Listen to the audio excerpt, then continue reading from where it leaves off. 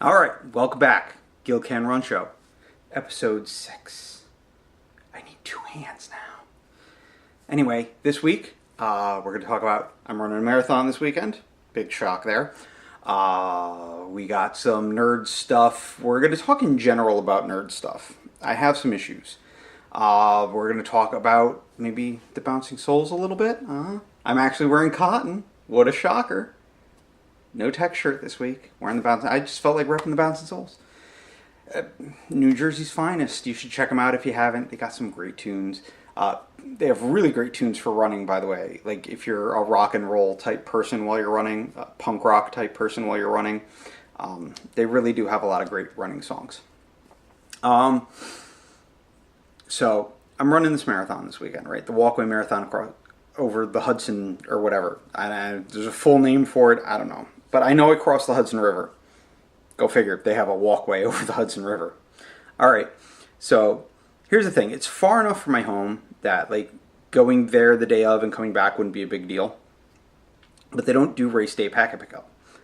And so going up there tomorrow in the northeast traffic and then driving back and then going again and coming back, kind of a giant pain. So I had to rearrange my entire work schedule because I don't get paid if I'm not working.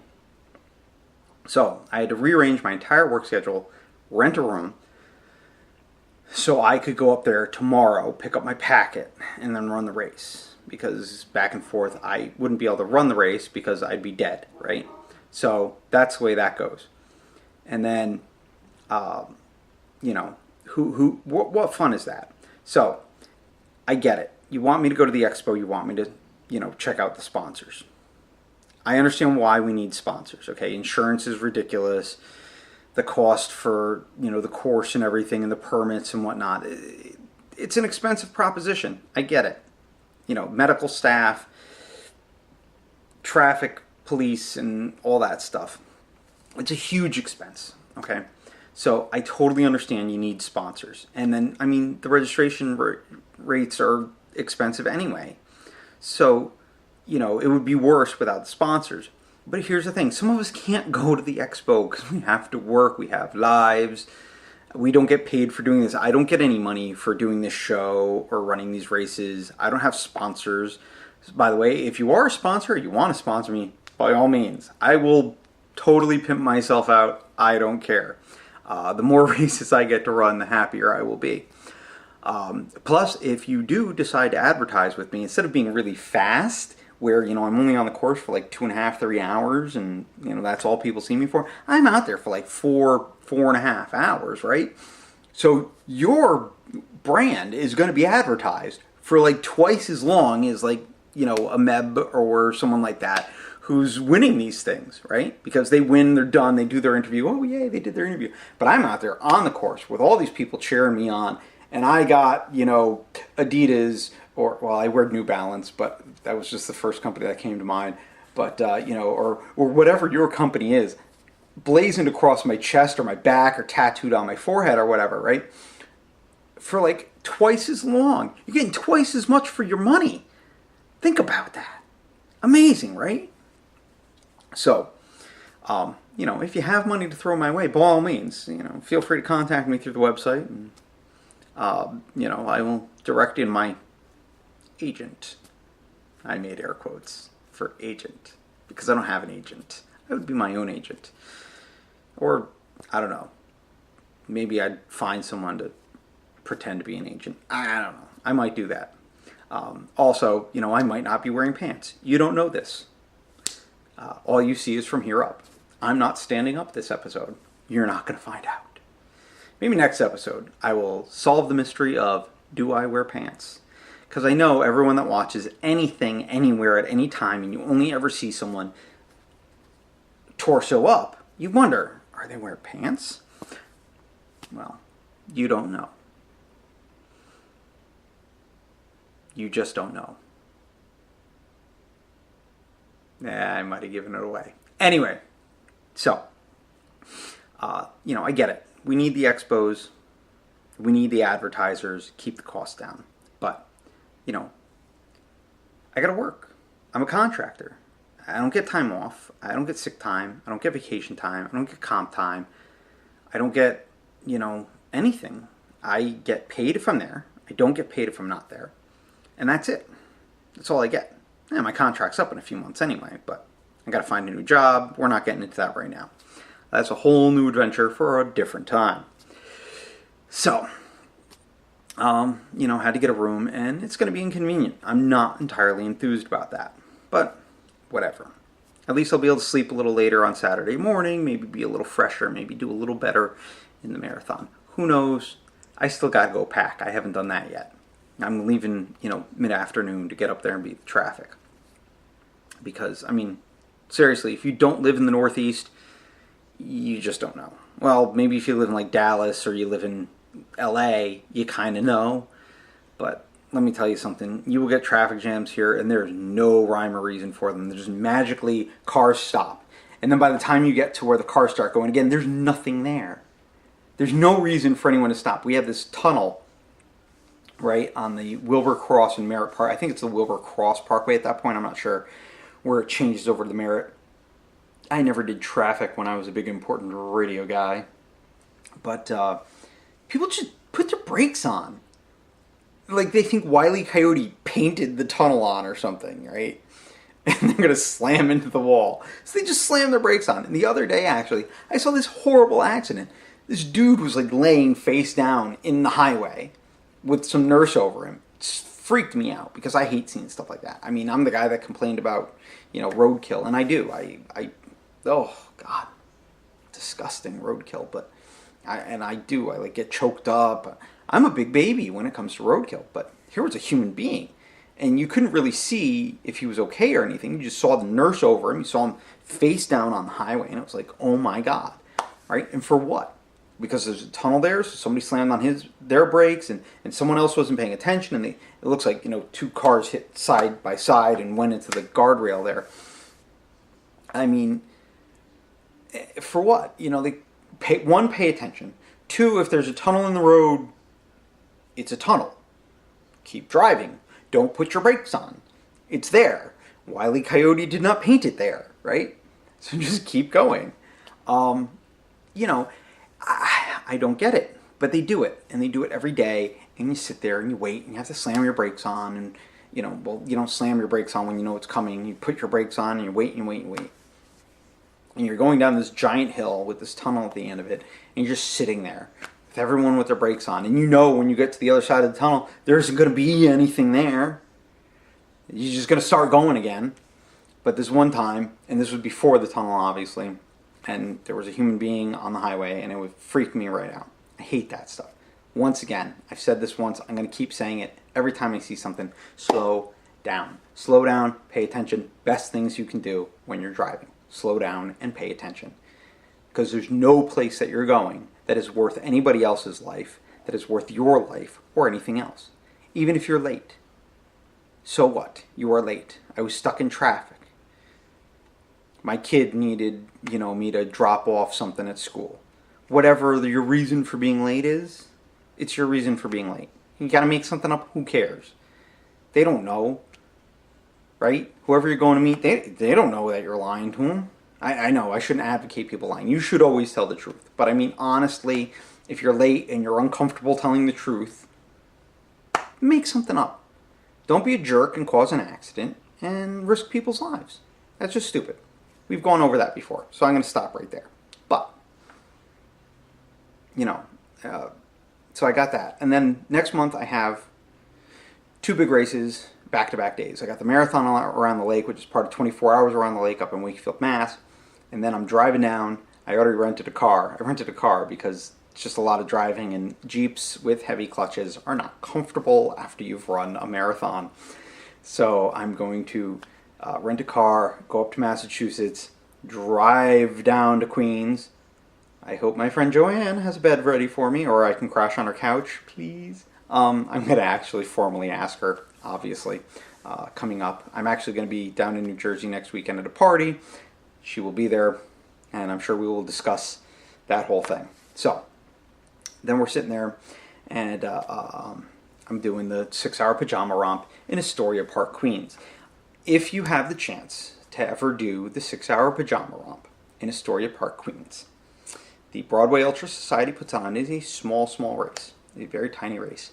Do it. It is a lot of fun. Just running around the park is a lot of fun because it is a park in the middle of New York City, in the middle of Queens. So every time around, and it's like 1.5 miles around or 1.25 miles around, but every time around, it's something different. And sometimes it's the same thing. And usually, my first time doing it, in the early part of the day, it was these gospel people singing and handing out leaflets as we're clearly running a race and they're trying to hand us stuff. And I just start laughing because it was really funny, because what am I going to do with it? And every time around, they're trying to hand me something. It's like, clearly, you see me running, I have this bib on, you see a bunch of us with these bibs on running around, why are you trying to hand us stuff? We're doing something. Get the people who aren't doing anything. And later at night, it was a bunch of people smoking weed. And that was cool. And, there was just funny people you would see. There was this one couple that sat on one of the walls for like 3 hours, like half the race. They're just sitting there talking. It was really cool, but at the same time very entertaining, because every time around you wonder, am I going to see them again? And you keep going around and around and around and around. And there's a giant like public pool in the middle of the park, and so there's all these weird people coming in and out, and it's a riot. Oh, and of course there's vendors. So like if you bring a couple bucks with you, you can get a pretzel or a hot dog while you're running around the course, right? Because that's what everyone wants. That's what you really want, is a pretzel or a hot dog. I don't really want a hot dog anymore, but certainly I'm probably going to bring a couple bucks and hold on to it so I can buy myself a nice soft pretzel and some mustard while I'm running a 6-hour race the day after running a marathon. And they have stuff at the aid station. The aid station, obviously, at every loop, they have drinks, water, little peanut butter and jelly sandwiches, and crackers, and cookies, and cakes, and all sorts of bananas and good stuff for you while you're running around and trying to run as far as you can, as fast as you can, for 6 hours. Which was the first time I ever did 50K, and I swore I would never do it again because I was in so much pain, and it was so ridiculous, the amount of pain that I was in, that I never wanted to do it again, and here I am doing it again. And I've already done another 50K. So that tells you something about distance running, right? Right there. We always do that. At the end, it's always, I never want to do this again. And then after a couple days, it's, all right, when can I do this again?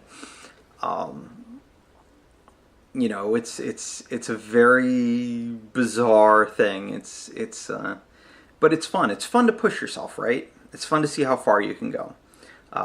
One of my friends and I were talking about this with his wife and his other friends after the Vermont City Marathon. Wouldn't it be great if we pushed so hard that we just collapsed at the end of a marathon? How hard do we need to push to do this? I think that there's a little bit of self-preservation. I think some people train it out, and then you see people that collapse at the end. And some people, they train themselves out of that self-preservation mode where they just push until they, collapse. I think a lot of us keep that and don't allow ourselves to push that hard. Vermont City, as I explained, I was in massive amounts of pain at the end. So, you get, you have that massive amount of pain, and you just keep going, but you don't push so hard that it's going to cause serious injury. And I actually am feeling even better now, stronger now. I'm hoping to do even better this weekend than I've done before, and hopefully the course is conducive to that. But I was looking at it, and there's a couple of little steep sections, and I'm thinking that might screw me up a little bit, but they're towards the end, and I'm thinking by then I'm going to be tired enough and going slow enough that it's not really going to matter that much. But we'll see what happens.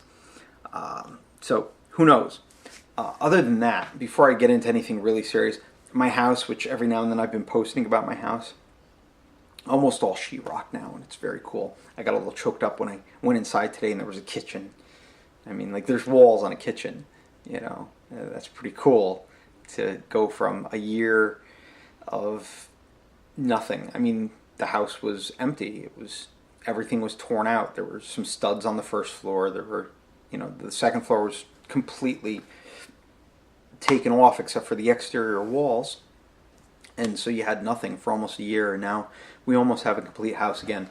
And I'm very excited because I will be moving back there soon, getting myself settled, getting my family settled. By family, I'm not married.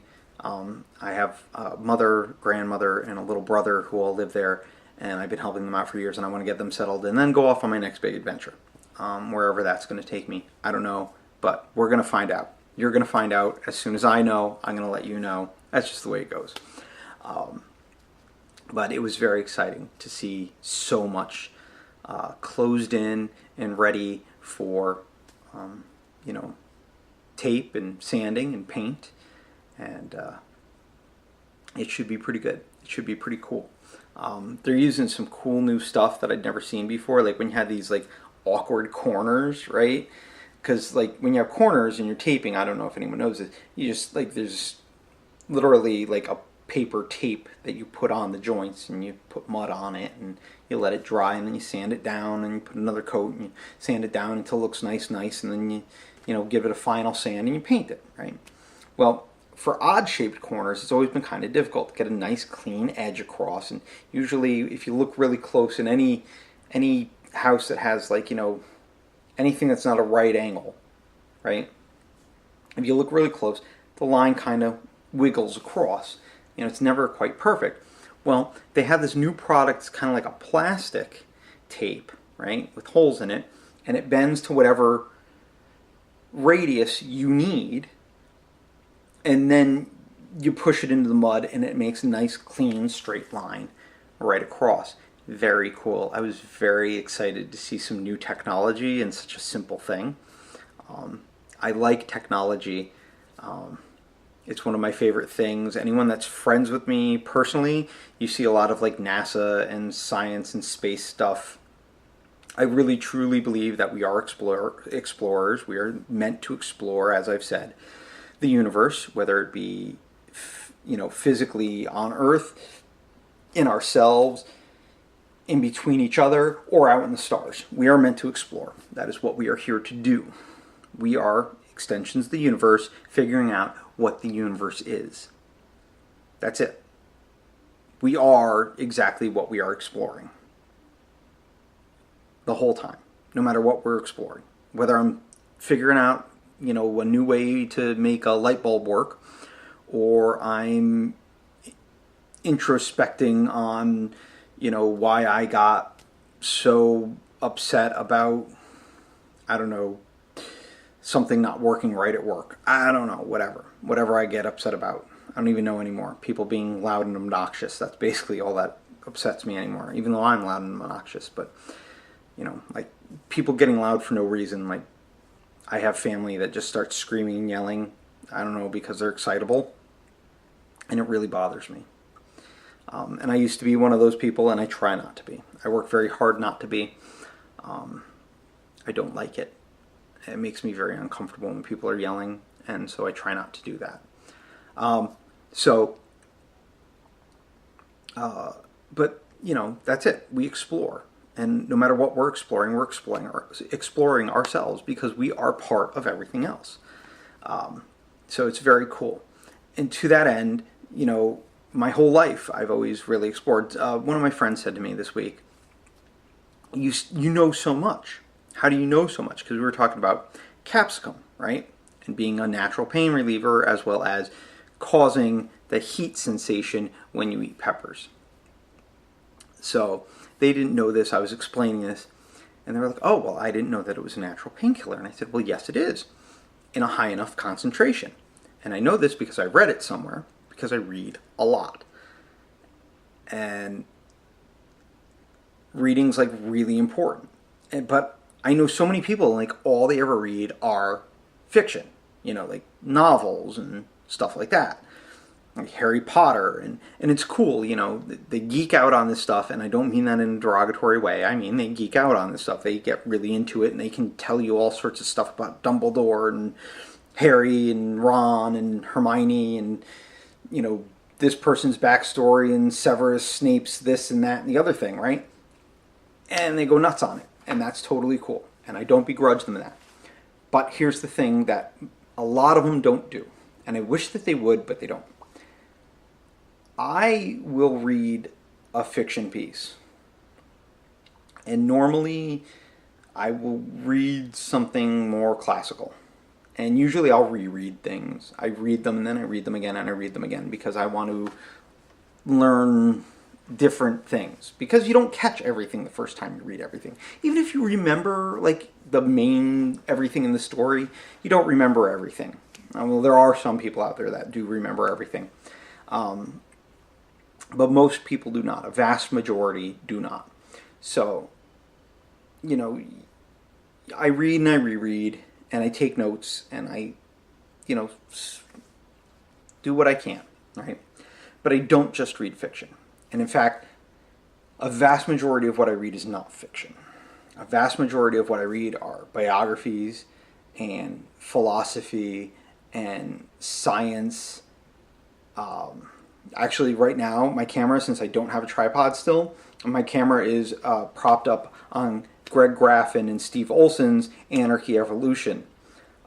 Greg Graffin, if you don't know, is the lead singer of Bad Religion. He is also a PhD in evolutionary biology. That's right. The lead singer from Bad Religion is also a doctor and scientist. And he is a professor. He teaches classes at institutions. I forget what institution he teaches at. I know that he's guest lectured at Yale.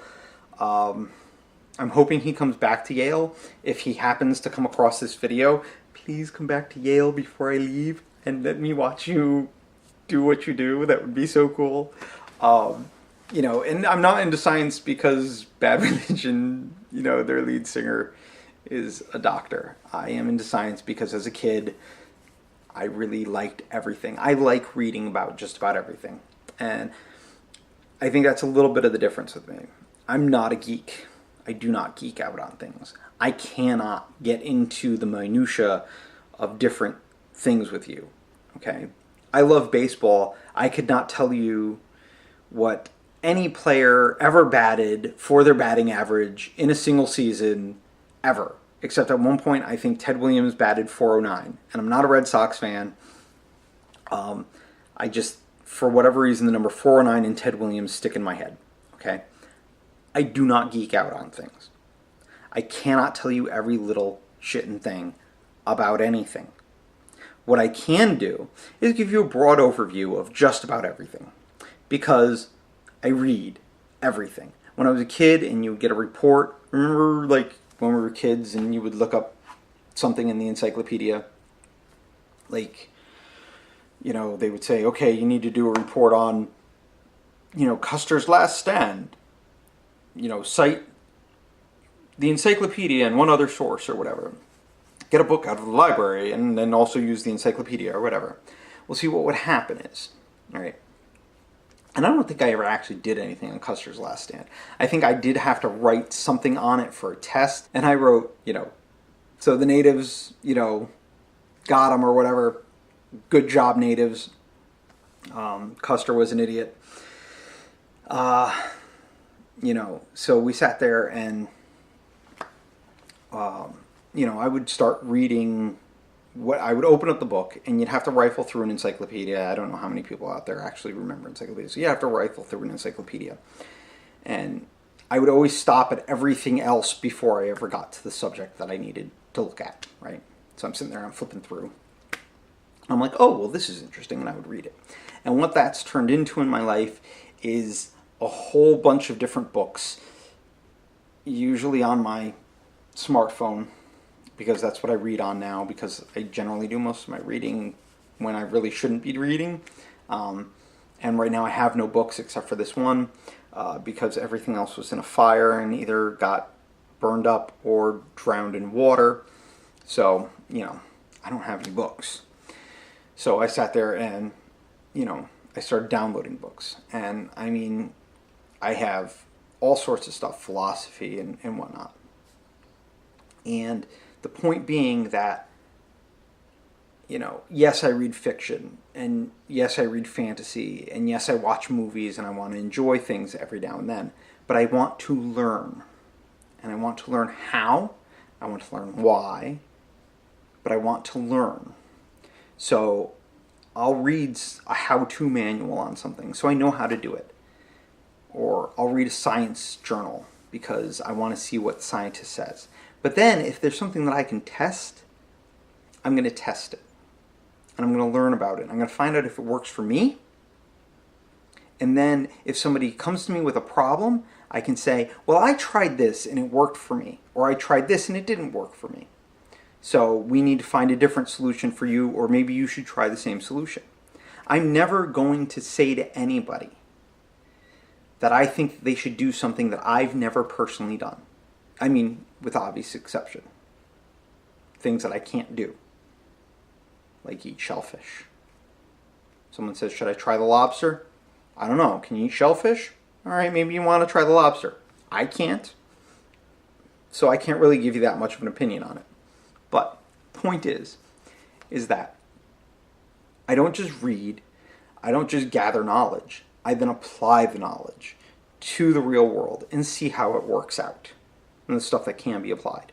Right? And that's the trick. Because I can't really apply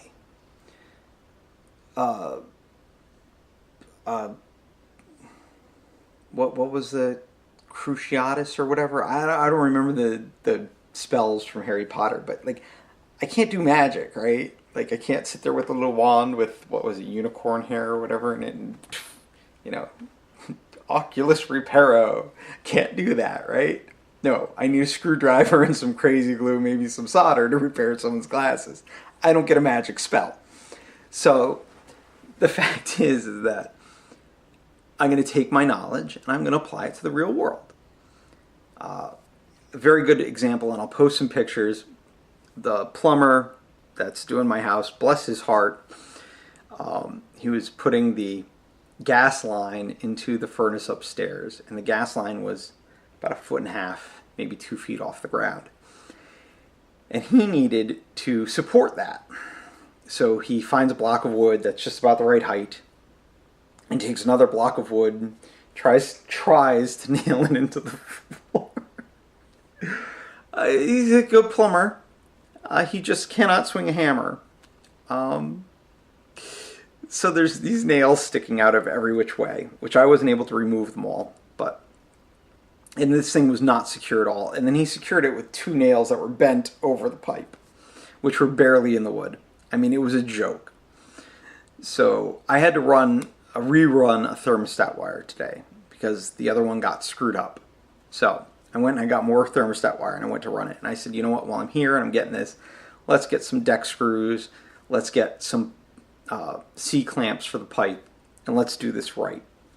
So, and as I said, I'll post pictures. What I did was, because I know how to do these things. My grandfather was a plumber. All my uncles were carpenters. I learned how to do stuff, right? So, and I read, and I learned how to do stuff.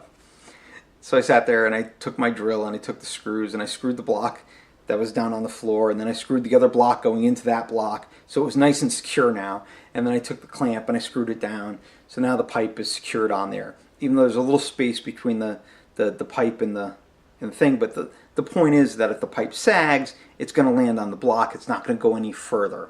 So, took care of that. And honestly, after everything's said and done, I can go back in there. I can put a little bit more wedging under the pipe and keep it nice and secure, and it'll never go anywhere. So that's another option. But I'm not worried about that right now. So that's what I did. Because I know how. Because I have knowledge that I can then apply to the real world.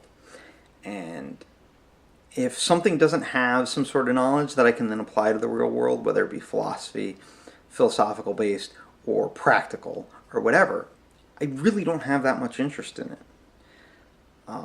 I am interested in making the world a better place by making people and myself more able to do more stuff for ourselves.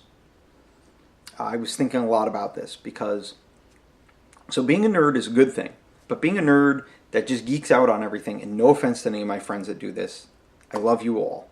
But being a nerd that just geeks out on things and does not apply it to the everyday world doesn't do any good for anyone.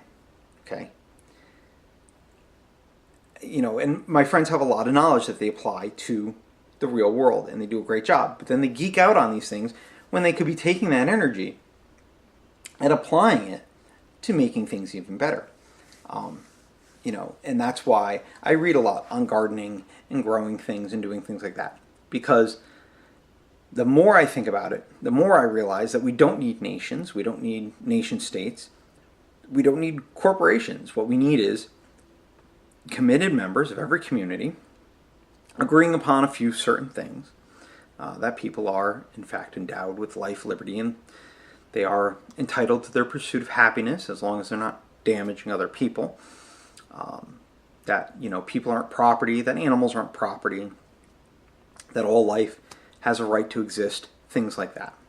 Things that I've gone over, everyone has a right to shelter, food, water, clothing, things like that. So, once our communities start agreeing about this and everything else, yes, at some point you need a central authority saying, okay, you need to control this and that and the other thing. But for the most part, people, when they understand that we're all in this together, can pretty much take care of themselves. But we can't when we don't know how to do things. That's the problem.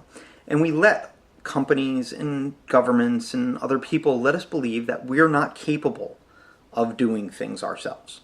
We're not capable of feeding ourselves.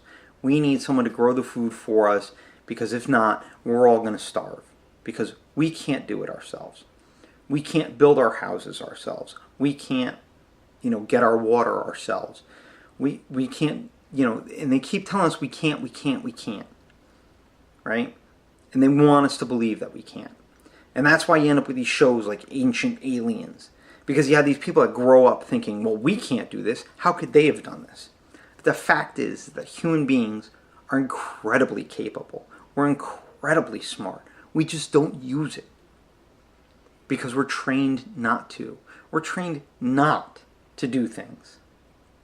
Right? We're trained not to think, not to imagine, not to use our brains the way they're supposed to be used. We're trained not to explore. We have every minute of our day planned out for us now. And for what? Why? And none of it's productive. We don't make anything anymore. I mean, those of us that do, by all means, enjoy. But the fact is, we don't really make anything anymore. Growing a garden is, I think, the first step. Growing a garden is definitely the first step. Once you can feed yourself, you're getting there. I think the next step is community solar and wind projects, and personal solar and wind projects, powering your own home, powering your community. Once you take the power, literally the electrical power, out of a centralized location and give it back to the people, where we're not spending, $200, $300, $400 a month on this stuff. We're freeing that up for everyone. It's another thing we don't have to worry about. We have power.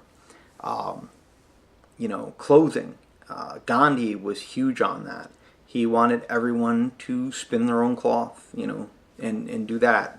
Spin their own cotton into yarn, make your own clothes, do all that stuff.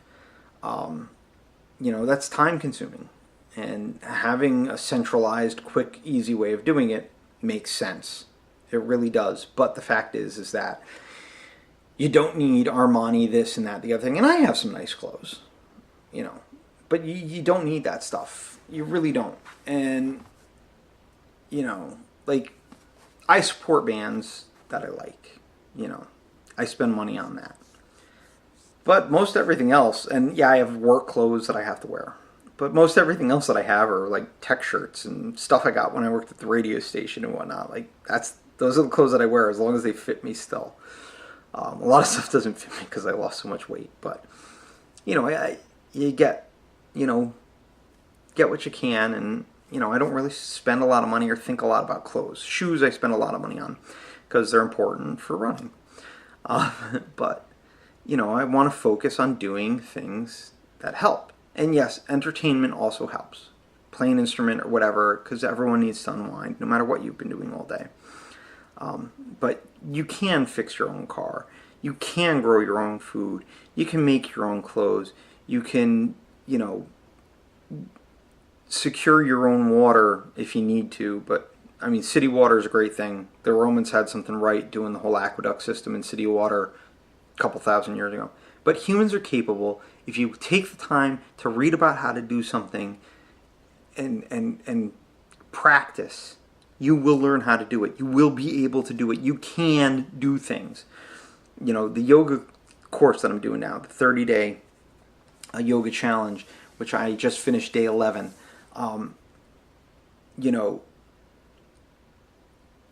coming up to a lot of things that I can't do. They did the crow pose today. I really could not hold myself up by my hands with my feet off the ground. I couldn't do that. I was able to hover for a couple seconds and bang, I was back on the floor. It's okay. You know why? Because I'm going to keep practicing until I can do it. Because I know I can eventually, just not right now. And I need to release myself out of that state of can't and bring myself into a state of can, right? And that's what practice does. And that's what reading stuff does, and applying that knowledge to the real world. You turn your can't into a can, right? And that's what we all have to do, no matter how we want to do it. Okay, maybe, Fred over there wants to, fix cars, and maybe Sally over there wants to grow fruits, and maybe George wants to grow vegetables, or whatever, right?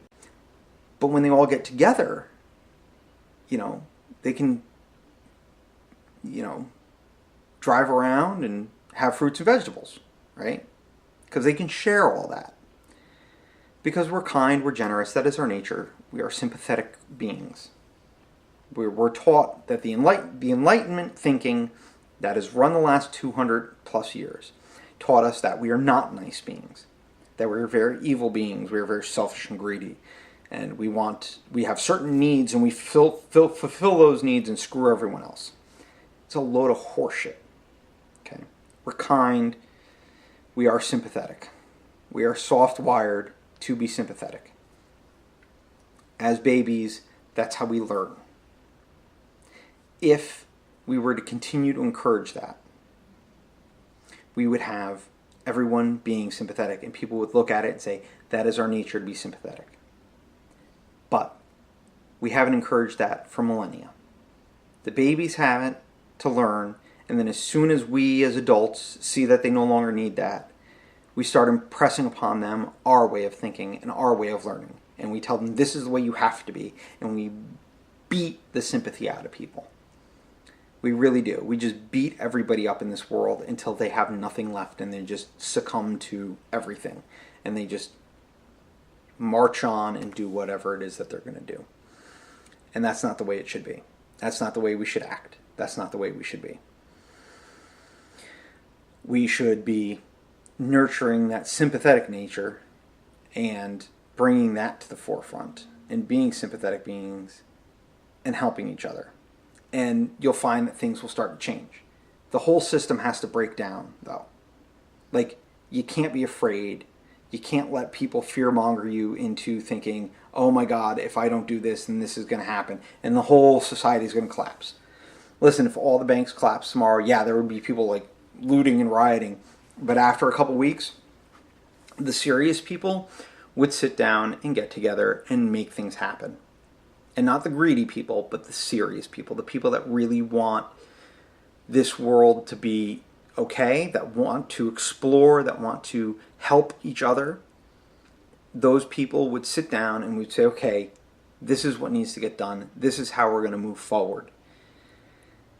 And, we would be able to do that because we're not evil beings. And we are not bad creatures.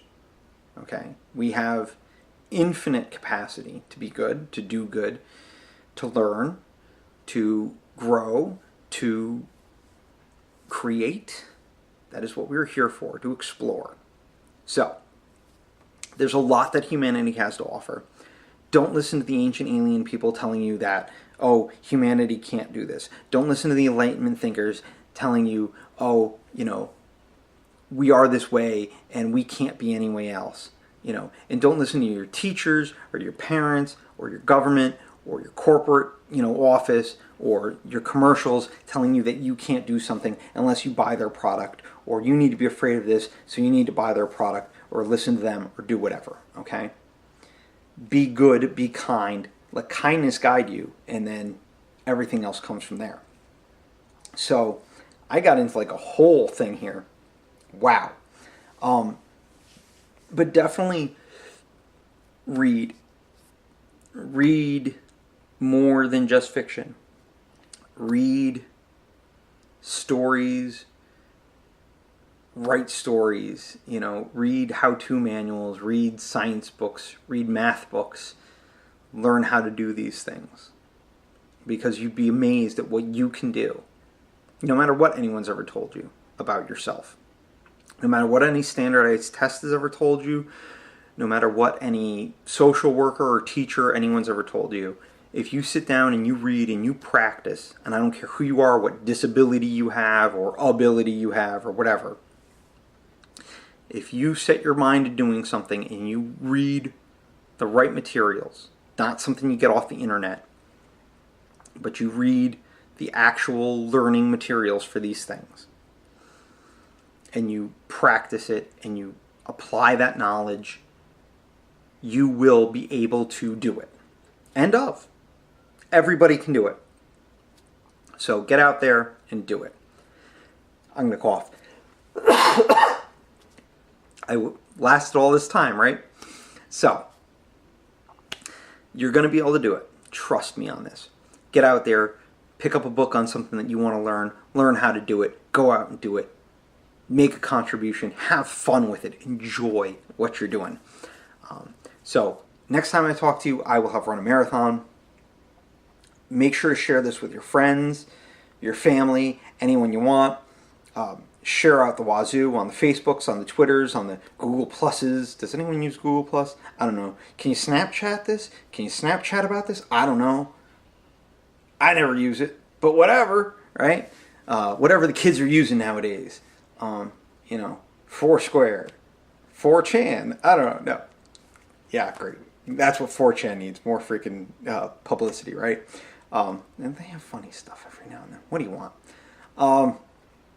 Just go out, enjoy, do what you're doing, have fun, and keep running. Once again, you have any comments, questions, thoughts, I'm here. Talk to me. There's the computer interwebs thing on the gilcanrun.com, Gil Can Run Facebook. You can find me on the Twitters, on the, I don't know. Actually, I do have a Reddit account. I've really been neglectful. I really got to get up on all that stuff and get it all, centralized and localized and sterilized and everything. So, anyway, we will check you guys next week. I will be blogging in between little snippets and pictures or whatever. Make sure to check it out and share with your friends. And we will see you next week on the Gil Can Run Show. Thank you so much for joining me. Thanks for being on this ride with me. And I will see you out there running. Have a great week. Peace.